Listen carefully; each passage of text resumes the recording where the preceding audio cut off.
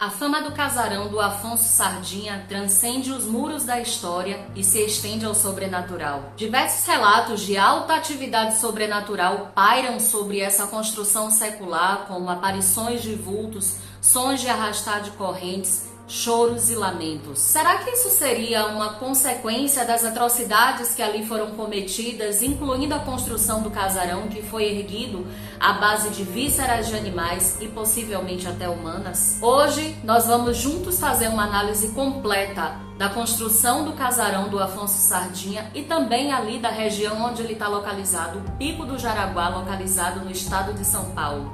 Ficaram curiosos? Então se liga na história.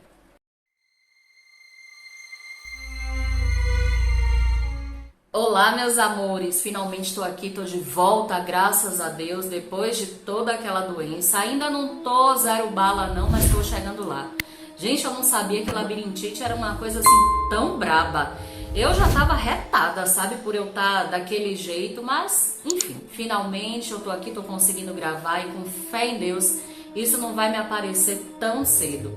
Muito obrigada, gente, pelo envio das boas vibrações, desejos de melhoras. Isso tudo foi muito importante pra mim, tá bom? Mas enfim, sem muito blá blá blá, sem muitas enrolações, vamos ao vídeo. Afonso Sardinha o Velho, de origem portuguesa, foi um bandeirante, minerador e escravagista, sendo um dos primeiros a comprar escravizados em Angola e trazê-los ao Brasil. Foi uma figura muito importante e influente em sua época, recebendo o título de capitão das gentes da Vila de São Paulo, dos Campos de Piratininga. Por muito tempo pensou-se que o Afonso Sardinha fosse analfabeto, como a maioria das pessoas ali daquela época, pois todos os documentos ele assinava com uma cruz e 3 hastes, conforme essa imagem que vocês estão vendo aqui. Porém, com o passar do tempo, descobriu-se que não, ele não era analfabeto. Ele teve um filho ilegítimo com uma índia tupinambá, e esse filho tinha o mesmo nome que ele, só que era conhecido como Afonso Sardinha o Moço.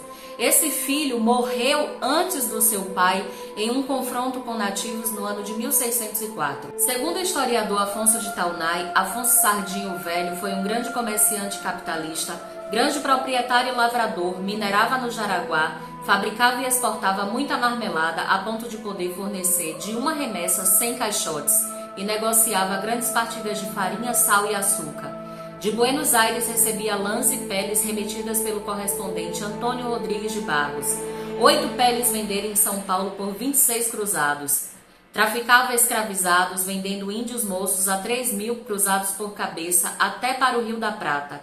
De lá, encomendava diversos gêneros como rendas, papel, medicamentos, facas fabricadas na Alemanha.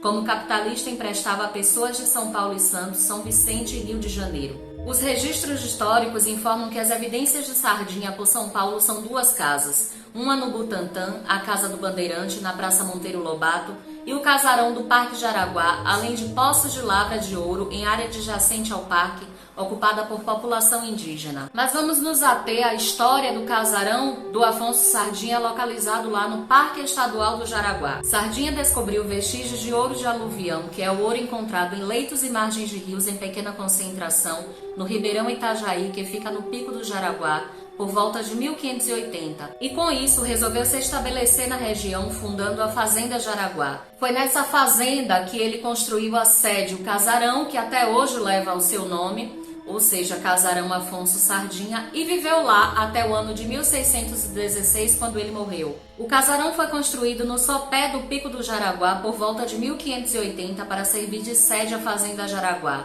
A casa possui 21 cômodos, paredes de 80 centímetros de espessura, construídas com a técnica de taipa de pilão. A construção também tem um cômodo adjacente, um tipo de senzala bem pequena com altura de 1,60 m e poucos metros quadrados, com apenas uma pequena janela para ventilação. Imagina, gente, o sofrimento das pessoas que tinham a infelicidade de ser encarceradas em um espaço desse tão pequeno. Até porque é sabido de todo mundo que esses bandeirantes, essas pessoas sequer consideravam os escravizados, os indígenas, gente.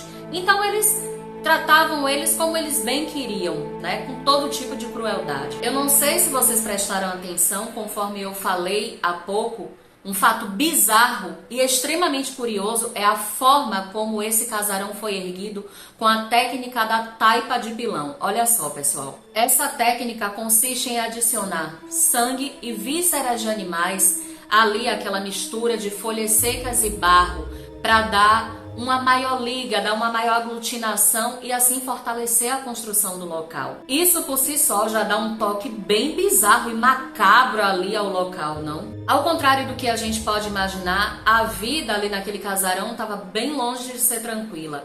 Naquela época, naquela região, tinha uma tribo de índios chamada Carijós. Essa tribo não adentrava ali a região onde está localizado o Pico do Jaraguá, que era chamado por eles de Iaraguá, pois eles consideravam essa área como sagrada. Então, além de não entrarem ali no local, eles não permitiam que outras pessoas também o fizessem.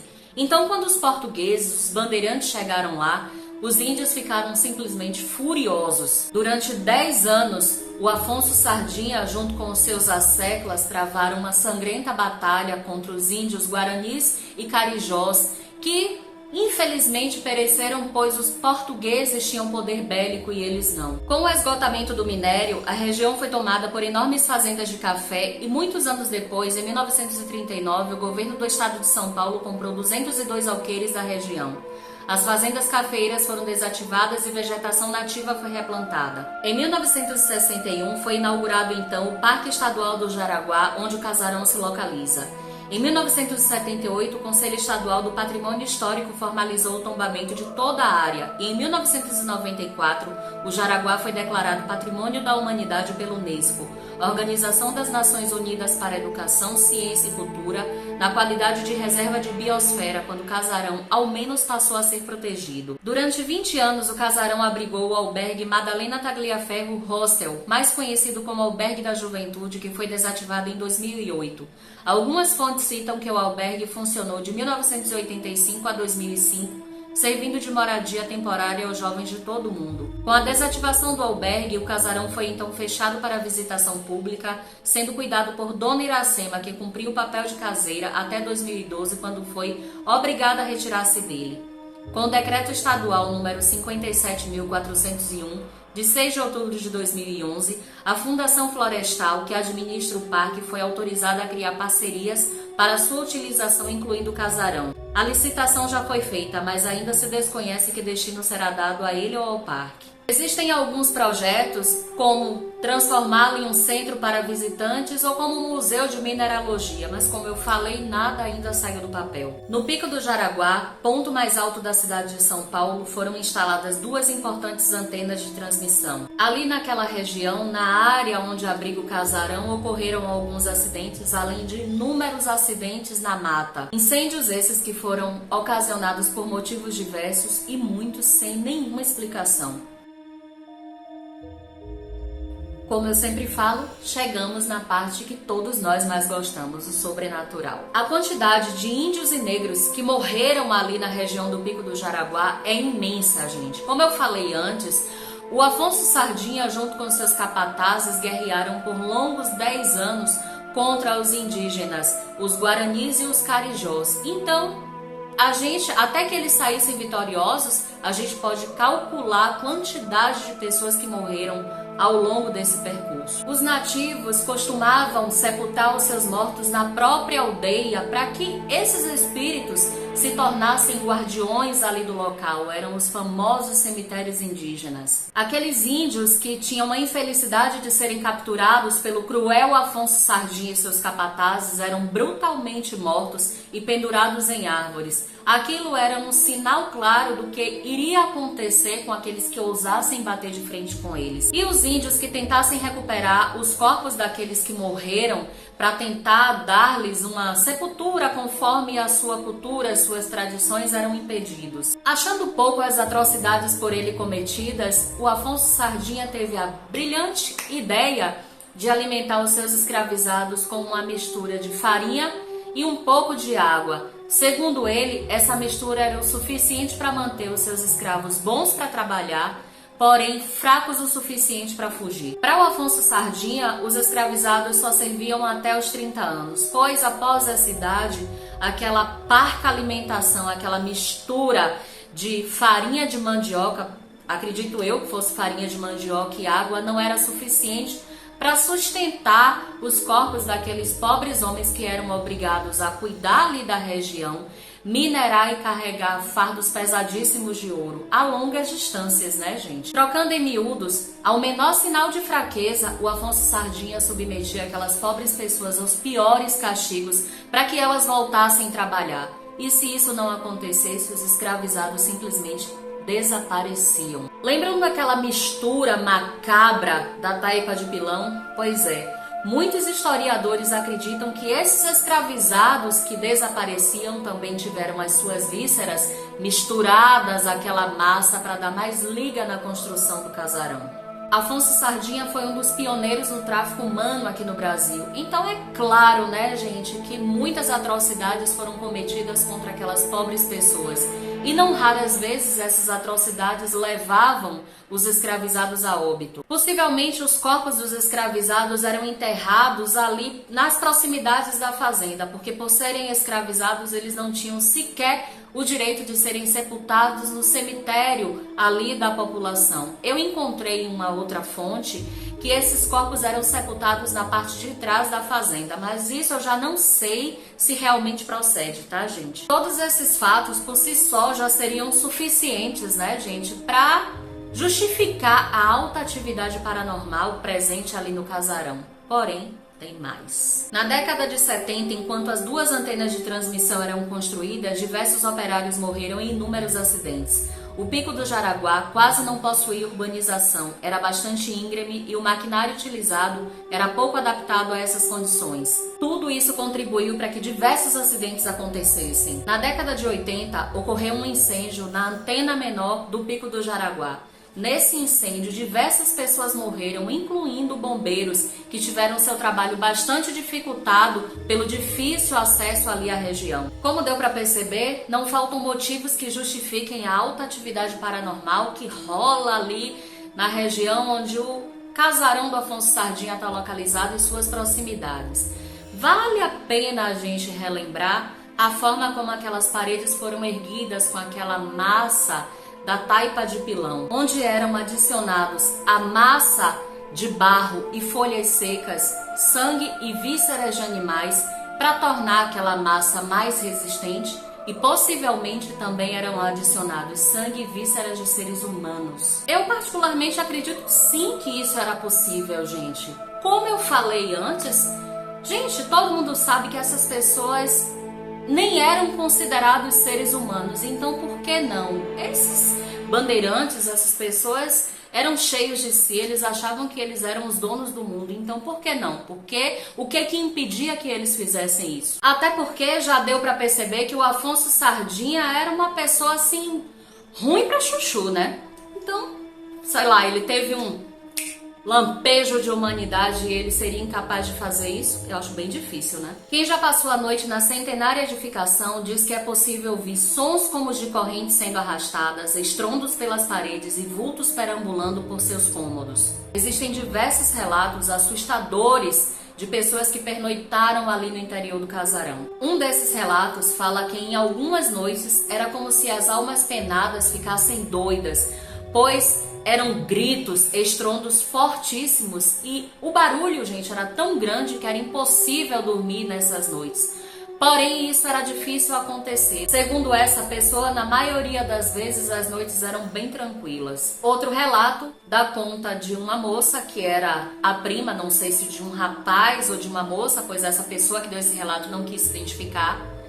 Falou que essa prima veio para passar um certo período na capital e ela ia ficar algum tempo hospedada ali no casarão. Porém, essa moça só ficou uma noite e no dia seguinte quis ir embora imediatamente para casa de uma tia dela. E ela perguntou, né, o que estava acontecendo, e essa moça falou que durante a noite ela sentiu alguém mexendo nos cabelos dela e alisando as suas pernas. Então, muito assustada, é claro que ela quis ir imediatamente embora.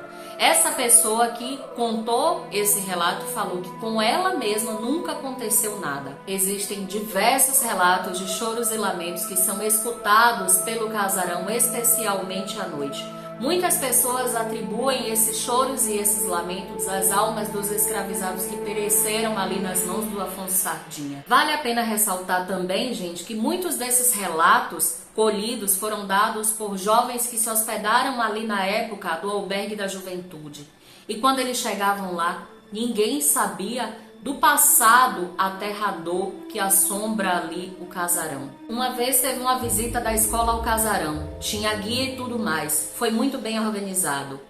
Todos os aposentos nos foram mostrados, mas quando chegou a hora de conhecer a senzala foi complicado. Eu entrei nela, baixinha, abafada, senti uma sensação horrível, como se desse para sentir o sofrimento de quem esteve preso nela. Foi horrível mesmo. Esse é apenas mais um relato de uma pessoa que não quis se identificar. Os seguranças que fazem a ronda noturna falam que evitam passar próximo ao casarão, pois muitos já viram vultos circulando ali pelas dependências, além de escutar sons de risadas e também lamentos vindos do interior do casarão, que hoje em dia encontra-se vazio. A ronda tem que ser feita por toda a área do parque e não dá para deixar de passar perto do casarão, mas ele dá arrepios. Não gosto de passar perto dele. Teve uma vez que eu estava fazendo a ronda e tive a impressão de que tinha alguém se esgueirando pelas esquinas do casarão, me acompanhando. Chamei um companheiro pelo rádio e circulamos em volta dele todo, mas não tinha ninguém. Em uma dessas noites, um vigilante que deu esse relato, mais 2 outros vigilantes que estavam o acompanhando, chamaram uma polícia para averiguar o que estava acontecendo no interior do casarão, pois eles escutavam uma algazarra que vinha de lá de dentro. Quando os policiais chegaram, que eles abriram a porta, o casarão estava vazio. Na aldeia indígena próxima ao parque, onde ainda hoje se encontram as pias utilizadas para a lavagem do ouro na época, também há relatos de manifestações estranhas. Segundo o relato de uma moradora de uma aldeia indígena, eles acolhem diversos cães, diversas pessoas que os abandonam ali na região, então eles terminam ficando por ali.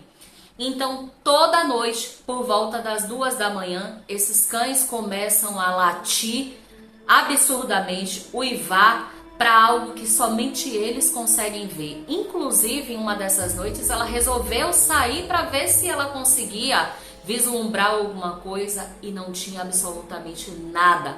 Era algo que somente os cães viam. Também existe um relato de uma moça que foi até essa aldeia para pernoitar, para passar algumas noites. E depois ela relatou que todas as noites ela acordava com sons de correntes se arrastando em direção às pias de ouro. Na última quinzena de dezembro de 2017, um bombeiro conseguiu autorização para adentrar o casarão e tirar algumas fotos. E ele relata, tem o depoimento dele disponível na internet, caso depois vocês queiram dar uma olhada, é só acessar que vai ser fácil de encontrar. Ele fala que aquela senzala era muito escura e que ele tinha a sensação de opressão. Aquelas paredes extremamente grossas, elas tinham praticamente, gente, 1 metro de largura. Imagina só aquele espaço tão pequeno com essas grossas paredes para dificultar a fuga de quem ali estivesse encerrado.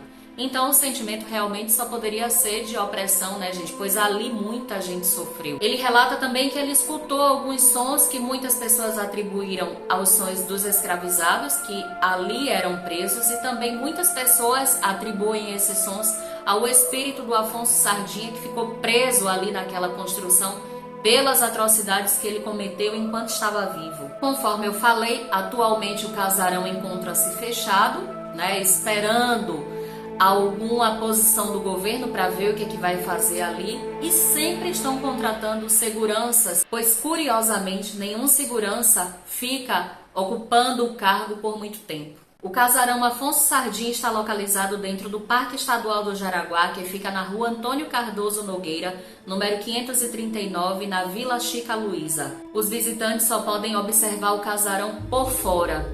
Tomara, gente, que em breve, muito em breve, seja aberto a visitação, porque o nosso país é tão rico em história e, infelizmente, a nossa nação não valoriza, então muita coisa vai ficando assim perdida no tempo. Para entrar no casarão é preciso obter uma permissão dada pelos administradores, e essa permissão não é nem um pouco fácil de conseguir. E é isso, gente.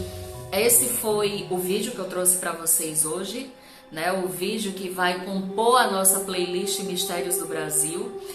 Esse casarão, a história desse casarão não é muito conhecida, mas eu acho assim uma história riquíssima. Eu não sei, gente, se todos vocês já assistiram o vídeo que eu tenho aqui sobre o Castelo Garcia Dávila, próximo aqui a Salvador, mais precisamente localizado em Mata de São João. E assim, não é um vídeo para todos os estômagos, é uma história muito pesada, talvez até mais pesada do que esse vídeo que eu trouxe hoje aqui para vocês.